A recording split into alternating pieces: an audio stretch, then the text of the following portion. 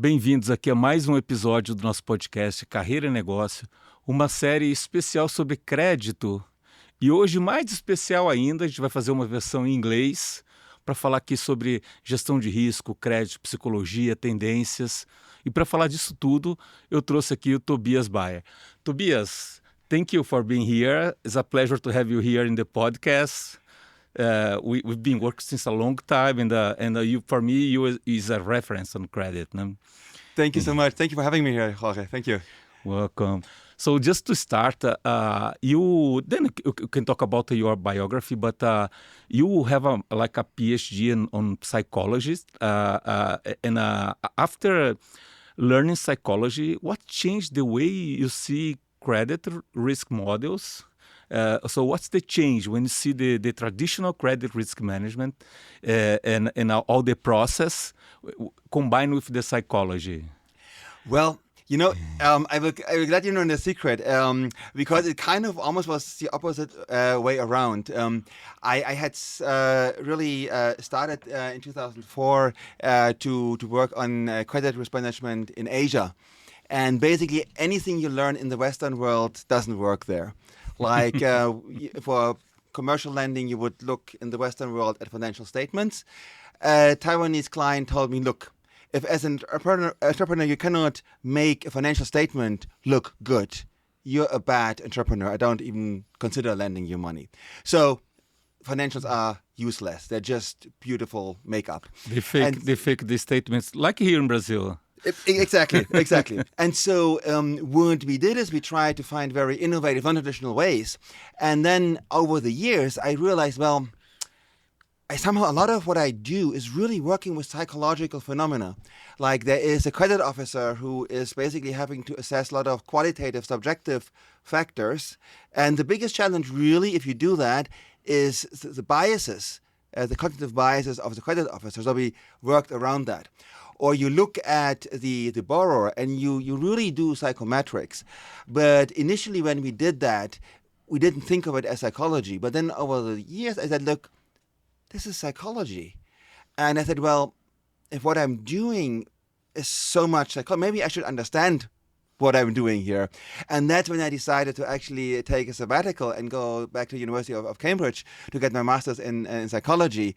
And so that just for the audience. Yes. At that time, you was a partner for McKinsey. That's right. Yes. And yes. you got a leave and I went to study master in psychology. That's right. And really, I think I was at this point in my career. I had basically been a pioneer for analytics in McKinsey, and I had built McKinsey's first statistical modeling team for risk models.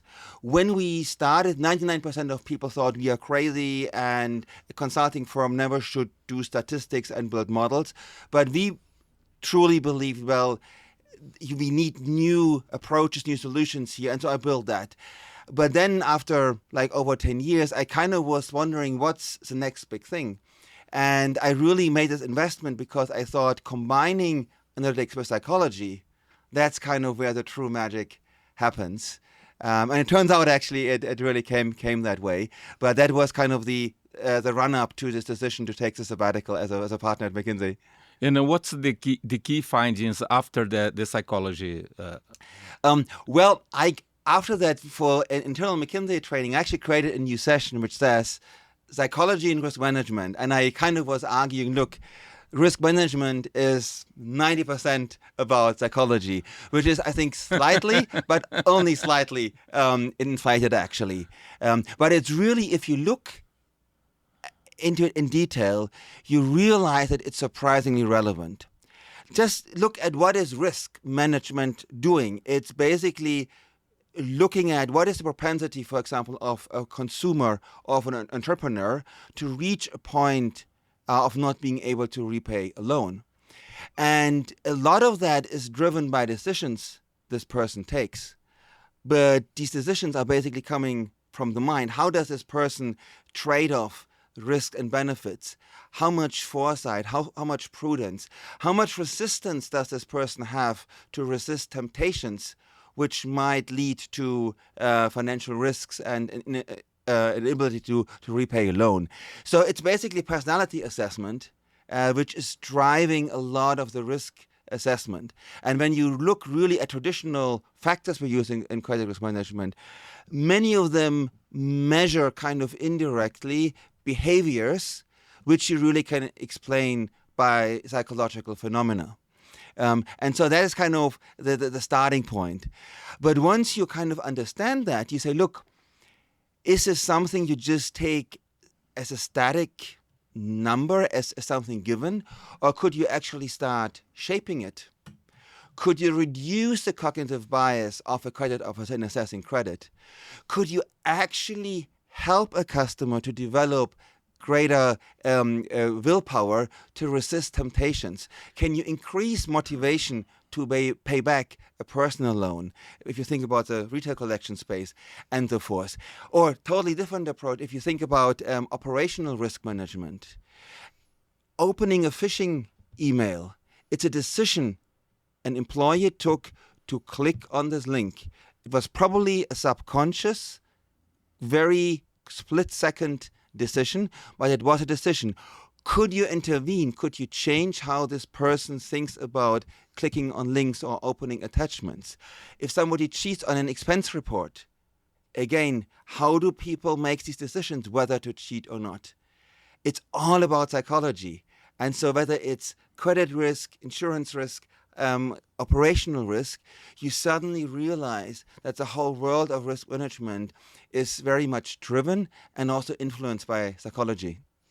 And how to measure something that's a 90% psychology? So there is, I think, in the end, a very simple kind of guidance to that. In the end, pragmatically, only what you can measure matters. So there are maybe some nice psychological theories which you realize, well, you can't really measure. There is no feature which helps you to quantify that. There's no approach to assess that. So I think, well, until I have figured out how to quantify it, I probably cannot stick it in a model. I cannot make it a variable in a decision algorithm. So it's not really helping me. And so the way how then I really go about is to say, look, what do you understand about the decision problem I have? And then how can I leverage psychology to inspire me about which data to collect, which data to create, which levers to explore to change behaviors. But ultimately, I have to test whether I can find a mechanism to capture that, to quantify it. So, and I think that is kind of the art, that there is a countless number of psychological theories, ideas, but you have to kind of sift through that and say, look, in this problem we have, I think here are a handful of a dozen of ideas, which I think are relevant, and I actually have an idea on how to implement, how to kind of use that operationally, and then I go for these specific ideas and test them, and very often they stick and have quite some fundamental impact. You're telling me, like, if you have a approach to understand a psychological profile or young archetypes or any kind of a personality, so if it's related to credit or risk, then don't matter how is the link or the sequence, but you just calibrate of goods and bads, and then you have a result. No? Exactly. Essentially, you have to be very pragmatic. Like I describe it, your personality is like a fingerprint. Anything you touch will bear your fingerprint. And so if you use the culprit of a crime scene, you match fingerprints.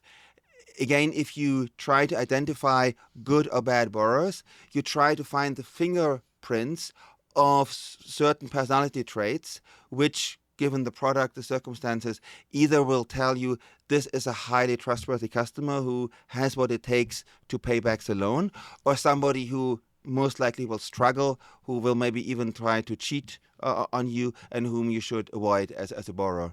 Mm. And starting for this point of we talk about psychology, but we talk about also culture. How do you see the risk management, the difference on risk management or credit grading, like in South America, US, Europe, Asia? I know that you have a lot of experience in all these countries. How do you see, what are the differences that you notice? So I think what I really love about both Latin America and Asia is that people kind of know what they don't have, what you have in say, in the US or Europe. And so their incoming hypothesis is, well, it's particularly tough here because maybe I don't have as much data in the credit bureau or in bank accounts when it comes to the unbanked. Or I know that the companies maybe are a lot less kind of truth loving when they do financial statements than in Germany, for example. And so they have this incoming hypothesis that they need to be a lot more creative, which means that they are a lot more open to just experiment with and test non-traditional, innovative approaches. And then they find, wow, this actually works really well, to the extent that often the risk models are actually better what a bank in Western Europe or in North America would have. On the flip side, what you see is almost kind of becomes the Achilles heel of the Western developed market banks, that they were kind of at the forefront when credit scoring was developed in the 60s, 70s. So they kind of feel, well, we know how to do that. We've been doing that for decades. And they don't really believe that now, with all the kind of AI and explosion in data available, they need to reinvent the way how they assess and manage credit risk.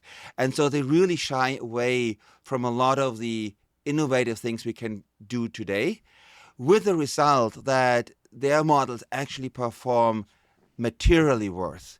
So there is this Gini coefficient, for example, to measure on a scale from 0 to 100 how good is a risk model. 0 would be a completely useless random number. 100 would be a crystal ball, which tells you how predictive a model is. In an innovative approach using psychology, non-traditional data, even for a small business, I have built dozens of risk models with a Gini of 60, 70.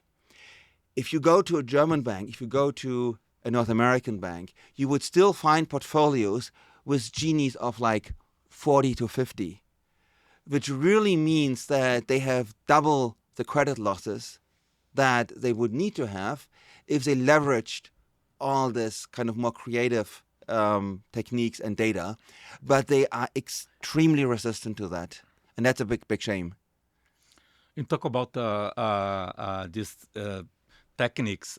What you see as a future or new techniques? What are the trends, and how to increase prediction power in a creative or a more future-wise view? So I would say the biggest and most immediate innovation is really the type of features that we can build and the type of data that goes into that. To give you maybe 3 examples. So traditionally, banks have really struggled to use very granular data.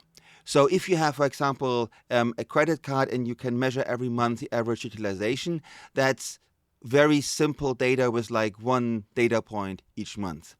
If you take the whole history of debit card transactions, that might be hundreds of transactions. And so other than summing that up or taking an average, banks really did not do a lot of complex analysis from that.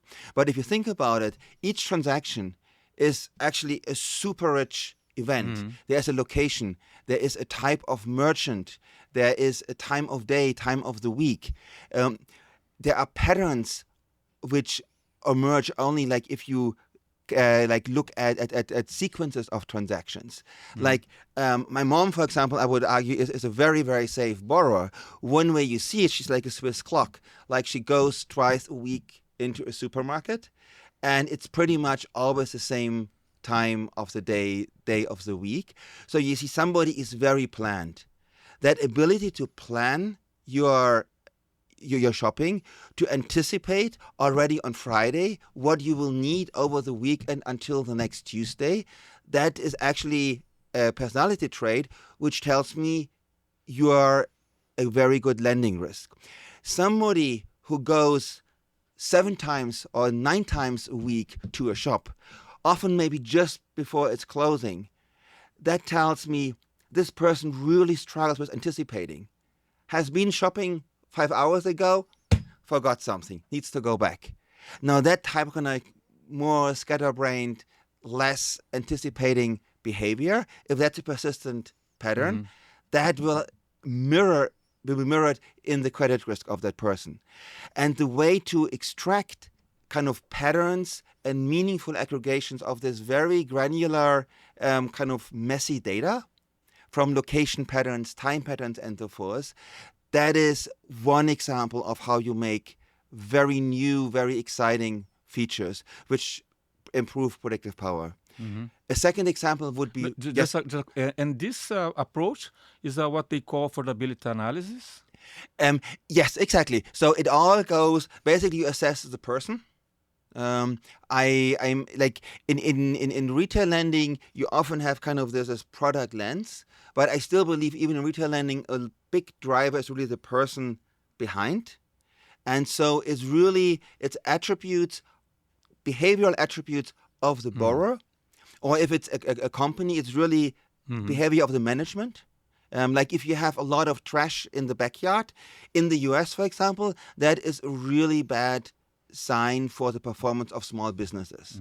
And it really goes back to the management, basically neglecting certain aspects of what you would consider a properly run business. Culturally, this may not be relevant in other cultures which have different tolerances, trade-offs for junk in the backyard. In the US, we found it statistically very predictive. And how do you see the adoption of the affordability model in Europe or US? Is a trend the banks are doing, and how are the results? So what we have seen is that in the developed markets, really, basically the fintechs recognize the niche, and coming more from a technology and kind of startup world, they were very open to that and said, look, I see that a lot of good customers are neglected because they don't look nice in a traditional sense. But actually, I believe I know how to tell amongst this group of customers who are the good ones. And they prove that it works with these non-traditional techniques. And so I think banks in the developed markets, banks really primarily kind of go by maybe even investing with or joint venturing with fintechs or buying scores from them. I don't see as much the banks leading that innovation as I've seen it in emerging markets in Asia, in Africa, in Latin America, where banks are a lot more open and then often are kind of really in the lead in pushing that. And I have the impression that also open banking plays an important role here, because when you see Europe that more advanced on the quality of this data, you get better results. I know some players that tried to do here in Brazil, and I don't know if they did well or not, but the point, the data is not so reliable, and we don't have the full information when they're losing some prediction power. No? So I have to admit that it's probably fair to say that overall, banks have been disappointed with what they have been getting out of open banking so far. And I think there are two reasons for that. One is usually still the applicant has a choice which accounts to disclose. And so we definitely see amongst customers who know that they have something to hide, that they are very conscious, often actually explicitly having a good bank where they aim to look like a really good customer. And then they have a second bank account which they try to hide, where they have all the transactions which would give away that they might really have financial trouble. And so it's again, you have to to go much deeper in the psychology of the transaction patterns, maybe to extract still some valid risk signal. And the other is that as banks traditionally have been only used to processing very simple features like the average balance, the total inflow per month or so, they have been struggling with mapping this very granular open banking data into something meaningful. And I think that's where it kind of hurts that in Europe, banks are still often hesitant to use AI. And I think basically sifting through text descriptors of individual transactions and aggregating that, it is difficult. But to say, look, I use AI to do that, and kind of 80-20, if I'm 80% right, I'm actually confident that I can extract risk signals which are useful. I think many banks will say, oh, but then I have 20% wrong, and I don't trust it. And so they have been very hesitant to use a pragmatic approach to that. But on the other hand, for example, like Polish banks, I have seen to be very, very open and very, very successful in using that data. So again, it's also very much a mindset. It's kind of the psychology of the risk manager, which is driving the adoption of these things. But Tobias, you were talk about a second example. I interrupt you. Now I'm very curious. So thank you. Yes, and I'm very excited about these things because this is even more cutting edge. So a second example really is visual information. And what is interesting, so when I build a risk model, I usually I look for what I call street smart factors. I say, look, if you, for example, want to assess restaurants, if you have people who have seen a lot of restaurants, both the good ones, who for decades on end are always full and booming, and the bad ones, which probably will disappear after a couple of months, like landlords of spaces which often have restaurants as tenants, or the people who deliver goods to restaurants, like the cooking ingredients they have, or selling kind of ovens to restaurants. So they visit all these restaurants to sell a new oven. And you bring them in a room and you say, look, when you visit a restaurant for the first time, there might be things that you see which tell you right away, this probably is going to fly. That looks promising. Or like warning signs which say, look, I don't think this will be around 6 months from now. And I quiz them, what are these things that they see, which they kind of where they see patterns as predictive factors. And often they are really, really interesting, very, very deep insights. The problem is, if you think about the traditional underwriting process, it's a lot of things which they see. So how do you do that? So traditionally, well, we could send the account manager to the restaurant, but then you have the cognitive biases. You have collusion that if people want, like I had an Australian client and they had this question, how good is the management of this company? It turned out 95% of Australian companies have excellent management. I love Australia. I do think they were overly optimistic, but it was obviously very qualitative, no guidance, and they were biased by the desire to get the loan approved. So they thought it helps if they attest every applicant excellent management quality. So this doesn't really work. It's like the bias from the driver license. Exactly. And so now a new approach is, which now we have started to do, is you could create a very efficient process of people who just go around and take pictures of restaurants or in general businesses. And it's just data collection. It can be both existing customers as well as customers who don't even have your radar screen yet. You create this database, this library, and then you start having an AI to identify the specific attributes that you're looking for.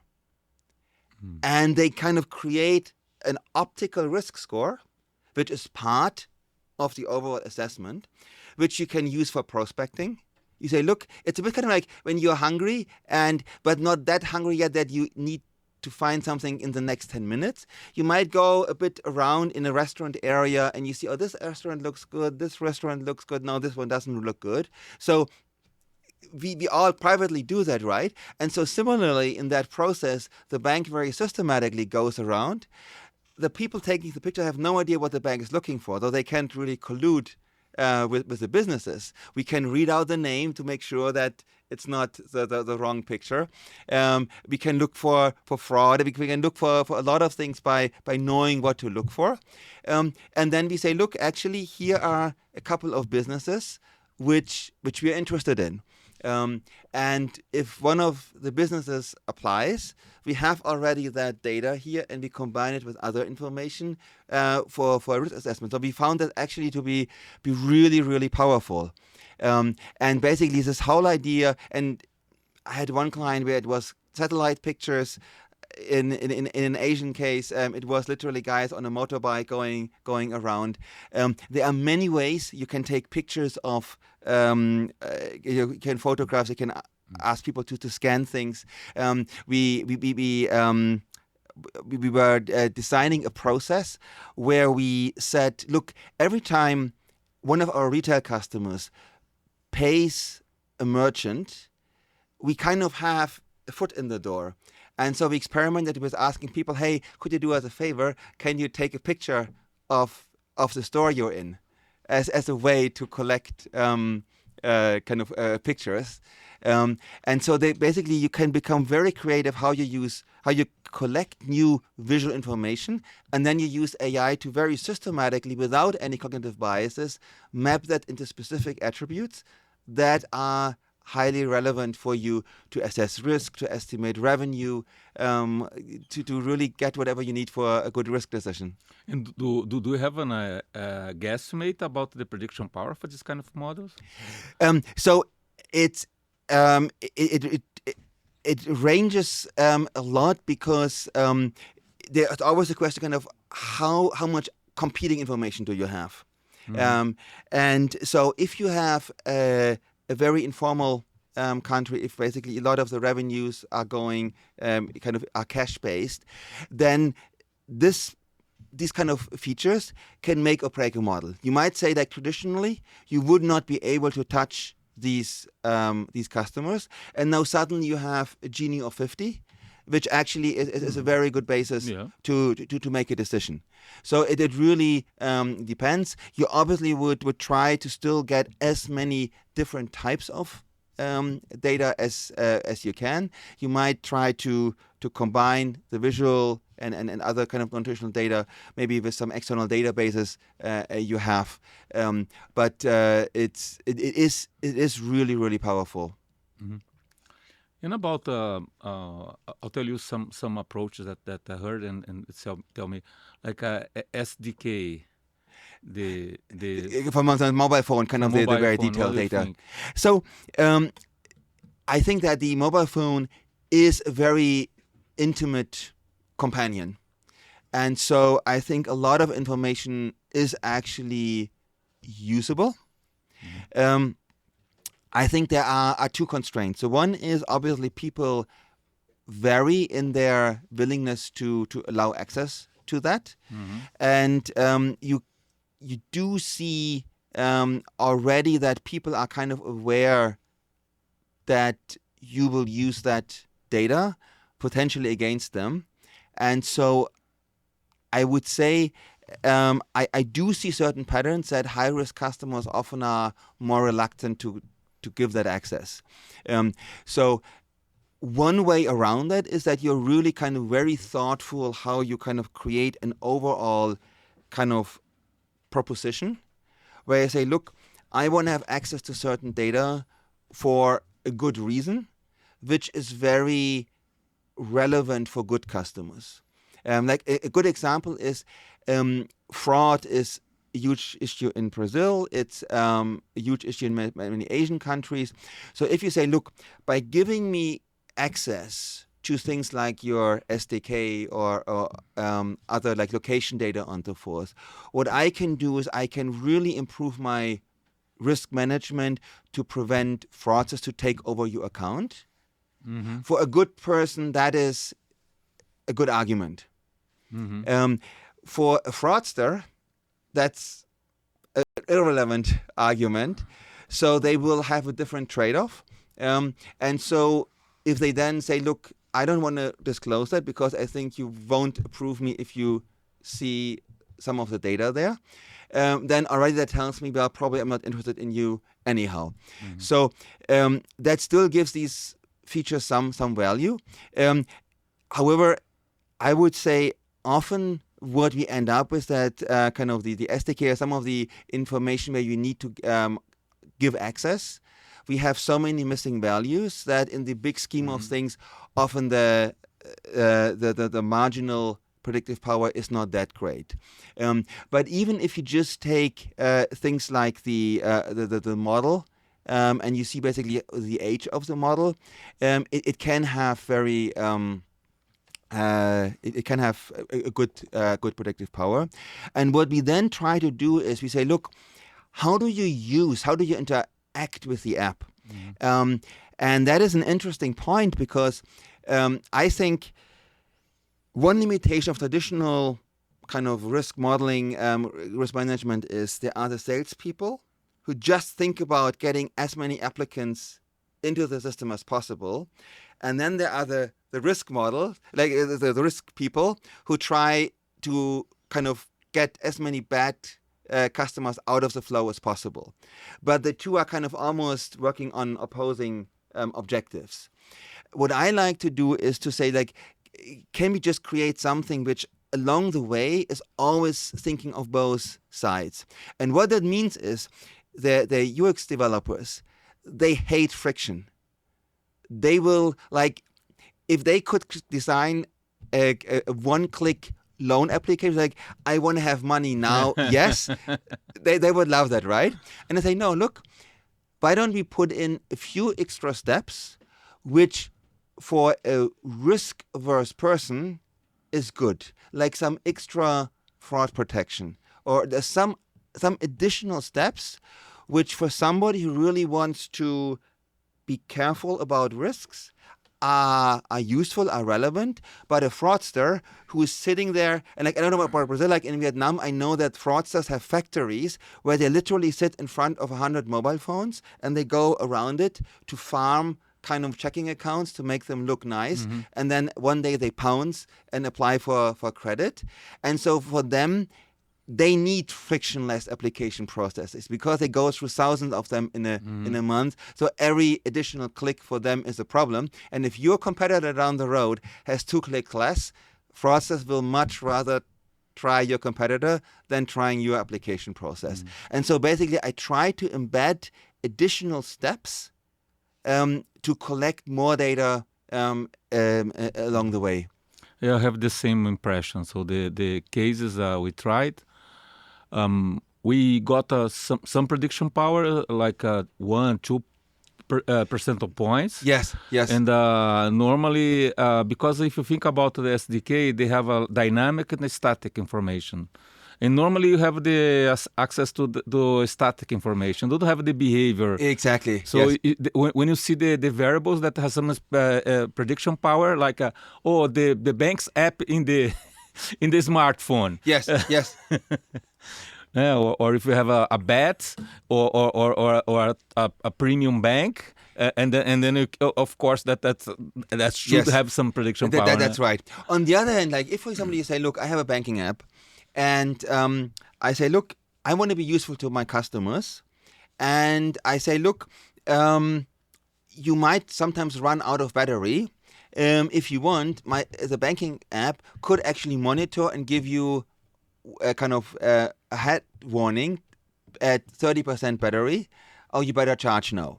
And so you create kind of that little utility which justifies that you disclose at your battery status.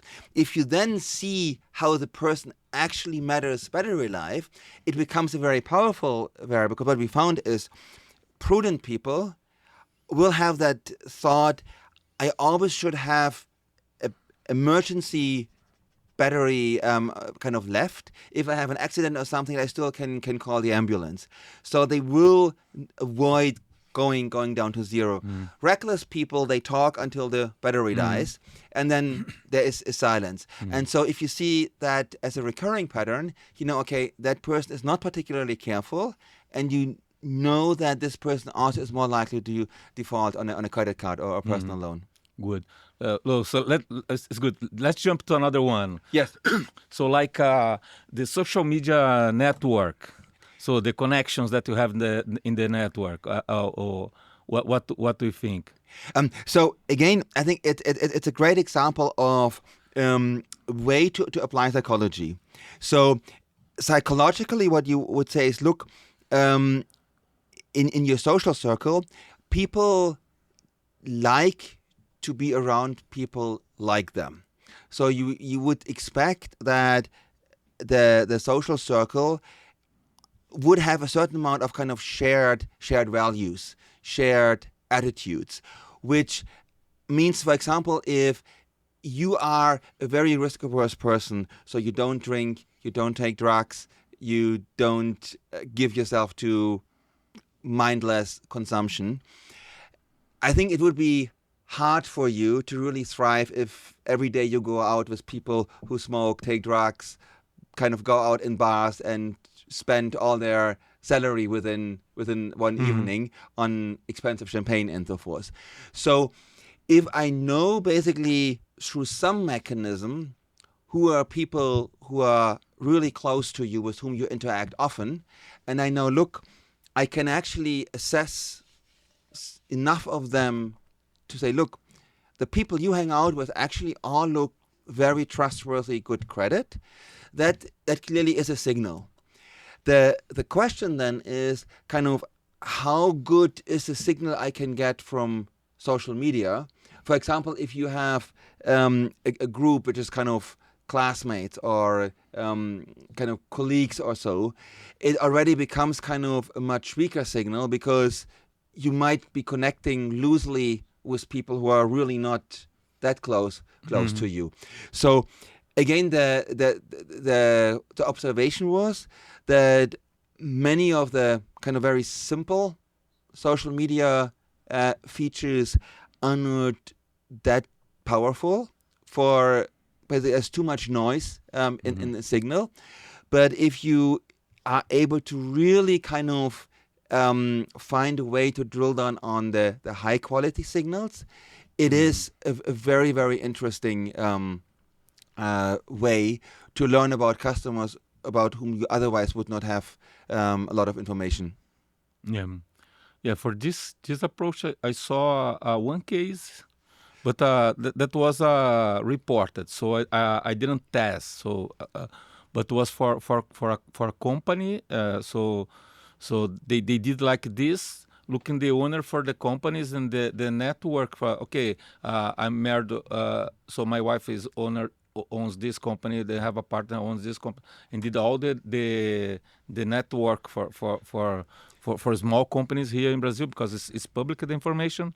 And then they claim they had a good prediction power for a small company model. So I would say for small businesses, we definitely see a huge impact of basically it's personality of the owner.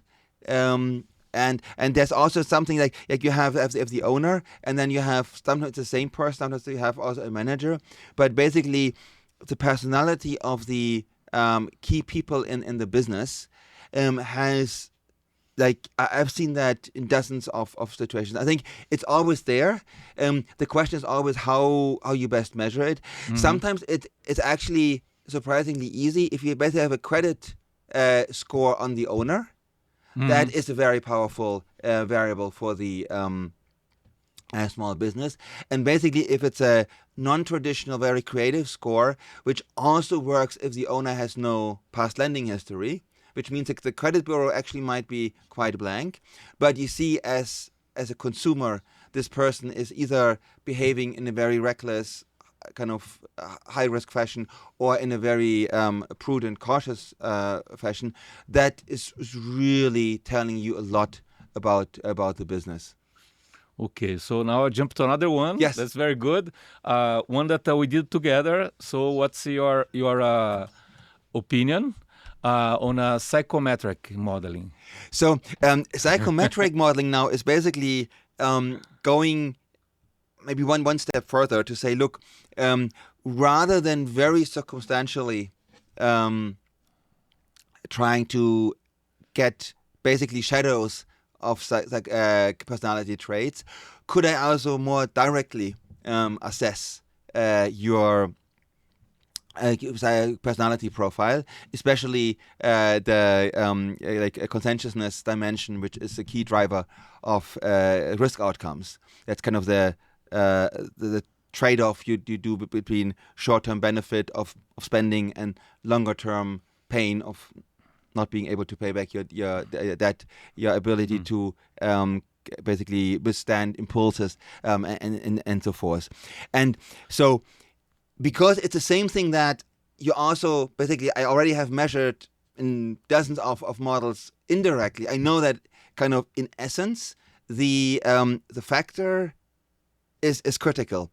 The challenge is basically in the moment people can kind of impact your assessment.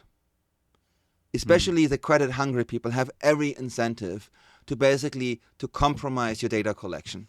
And so the experience basically is very often kind of when banks did that, they did it kind of in a naive way. They asked psychologists to give them psychometric questionnaires, which psychologists use on undergrad students, who basically get points for filling out questionnaires and don't really care what the psychologist thinks about them. And then they gave them to customers. And customers, okay, this is a test. I have to figure out for each question what is the right solution to get the loan. And these questions were not disguised in any way. And so, well, I often regret my decisions. That cannot possibly be a good thing, right? So people knew what not to choose. And so, unsurprisingly, all these applicants got very good grades. They got approved, and then the losses piled up. And so, therefore, I think there was a first wave. I think there was a Harvard University spin-off which kind of tried to commercialize that. And banks actually were very disappointed by the results. I think the right way to do it is basically do it a lot more stealth, where the way how you assess that is much harder to manipulate.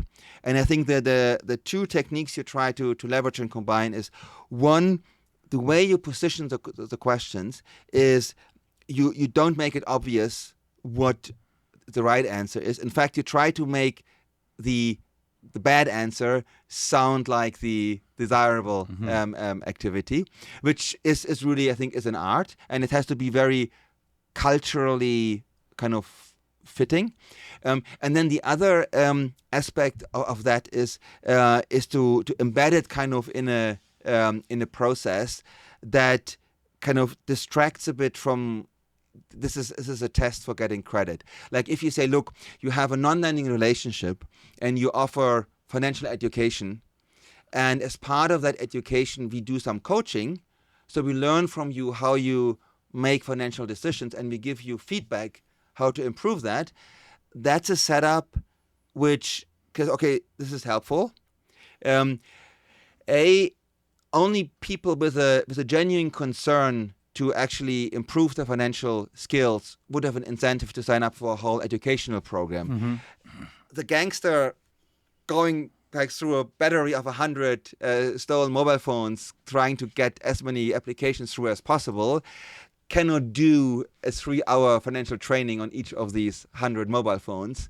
So this by itself is already a barrier for fraudsters. And then basically the way we position the questions in that context, I think is distracting from this is a credit assessment test.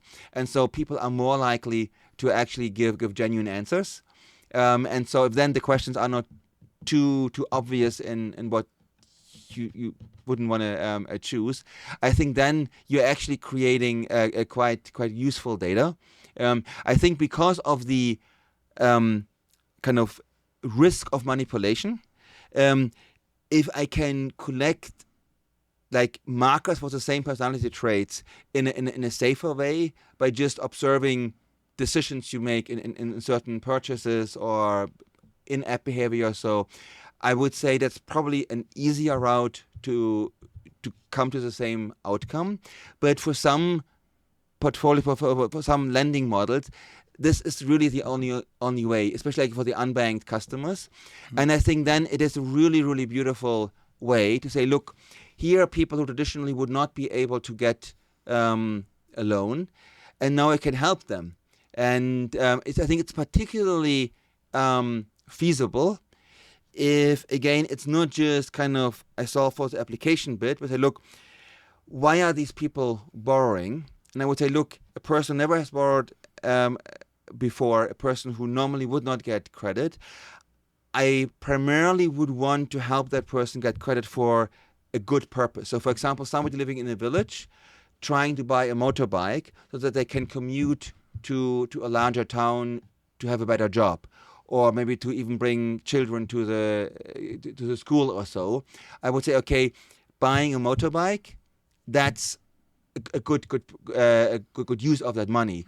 And then I can say, look, I use such a psychometric model to approve you, and then I disperse the money directly to the motorbike shop, and I have kind of, therefore, you won't be able to easily use the money to pay back your gambling debt. And I will monitor the motorbike shop, because it was a motorbike shop who does a lot of backdoor deals to say, look, tomorrow you just bring the motorbike back and I give you half the price in cash, and that's how you pay back your gambling debt. Then I would say, oh, here's this one shop where I have a lot of defaults. So there seems to be some collusion, and I again can shut that down. So basically, I can create a lending operating model, which is not just relying on the psychometric score, but really has multiple elements in place. And then I think it can become a very, very good enabler. And I think financial inclusion is something I feel very, very passionate about. I think it can be really a game changer for the poorest in the world. And so I think that's a really interesting way to do that. Yes, I have some thoughts. We did together in Chile. Yes. And actually, the model had a good prediction power. Yes. And if you try to fraud the model, that was one of the the good indicators. No? That exactly, and that's kind of. I think this is actually what was. I think I really love that, because we said, look, somebody who's basically too good must have cracked the code how to manipulate, and it's often, we found that people who are trying to defraud, they often overshoot. They underestimate how bad a typical applicant looks. And this is funny, because this really is a consistent theme. Like, for example, we had like when you do signature fraud detection. Again, it's a example of AI analyzing visual data. It is very interesting the kind of attributes the AI pulls out of fraudulent signatures, and often it's too perfect. Like that, you can find certain very specific parts of specific characters. They are too perfect, and that is one of the key predictors of signature fraud. And so this level of insight, basically, and again, like in that project, it was also the key factor of actually not only having the good behavior, but also proactively flagging the fraudulent cases. Yeah, I think we had two problems. First, to build the database. Yes. Because it was hard. And actually, then I found a solution. I did a project in Ecuador. What we did, we hired these research companies. Know that you offer a questionnaire, and then you provide a right. gift. Yes. So that the list of good clients, the bad clients, call them, offer them a gift to answer the questionnaire. So that was a very good way to have the the database, and they are not applying for a credit. So as the other case, so we had a advantage to avoid at least the bias on the sample to build a model. Exactly right. And I think it's nice. I really love that example because what I see is that traditionally, kind of the people developing risk models for banks, they were very introvert people sitting somewhere in the headquarters. They were not even talking to the relationship managers, let alone to the customer. And I just last year I did a project in Vietnam, and I felt like when I first proposed to my client to actually talk to customers, talk to industry experts, they looked at me like a cat in the bathwater. They were really, really extremely uncomfortable doing that, and I just forced them, and they were so amazed, kind of what you could learn. And I really think kind of this willingness to kind of just go out there, think very creative. Okay, how do we get to collect this data, get to talk to customers, and like use outside agencies, be creative, give gifts, and you can do a lot of things. Yeah, that to build this sample. But the other problem that we had is because you have a churn. Because you need to answer a questionnaire, you have a churn. Yes. So that I didn't try, but it's in my radar to try a certain point of time. Why not to use generative AI just to try? Okay, that are the key points that you should look for a psychometric model. Go to this person, see a video or what they have in the Instagram or somewhere, and try to map this and bring us the psychometric score. So, what is really interesting is you're probably aware of the Cambridge Analytica scandal, where Cambridge Analytica was this startup that used Facebook likes. Yeah, I saw there was a movie, no? Also, documentary. Documentary, yes. But the whole model it came out of a Cambridge PhD thesis. And what they showed is that you really can map basically what the pages you like on Facebook into all kind of attributes, including the Ocean Big Five. That's kind of the big framework how psychologists describe personality. And one of the 5 dimensions is conscientiousness. It's basically the credit score. So they basically showed that if all I know are your Facebook likes, I have already the data for a credit score. And so you're spot on, and this can be the Facebook nowadays. Obviously, Facebook is dying out, but it's Instagram, it's TikTok, and so you absolutely can use that data, and they basically, and in a sense, that model was basic because it was kind of looking backward to do the mapping. Mm-hmm. The even more interesting one could be also forward looking. Basically, you take a clip, you have a model like an AI to analyze that and say, well, my bet is this clip would be a good marker of high risk or low risk kind of customers, which I think is more relevant now to the way how social media is developing.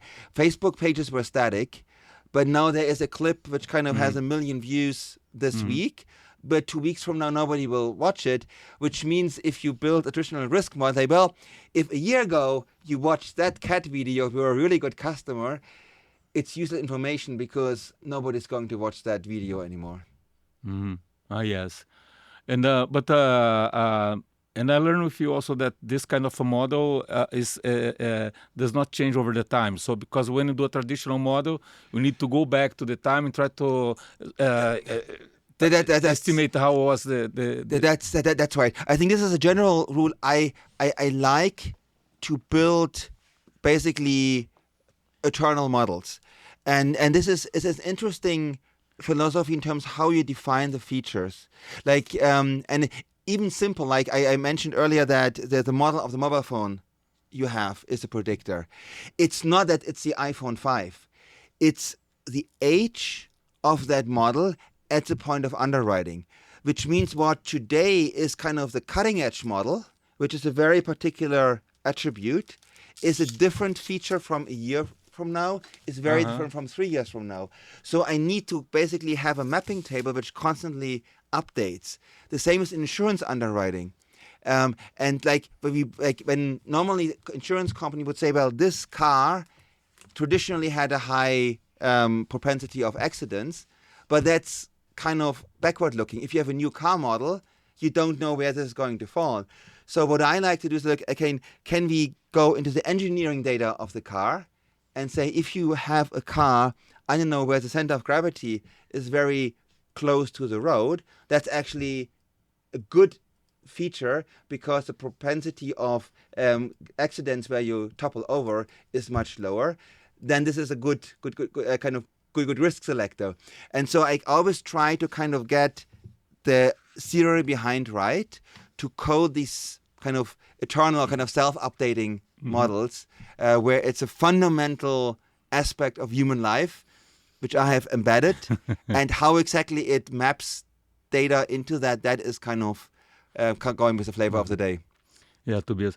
But I think we made a mistake because we booked just 1 hour to have the podcast. Do you have a sense that we are running 1 hour of... No, not at all. I thought this is just still the warm-up. Yes. And you know, when the interview is very good, when you prepare like a lot of questions and you don't pass the first one. So...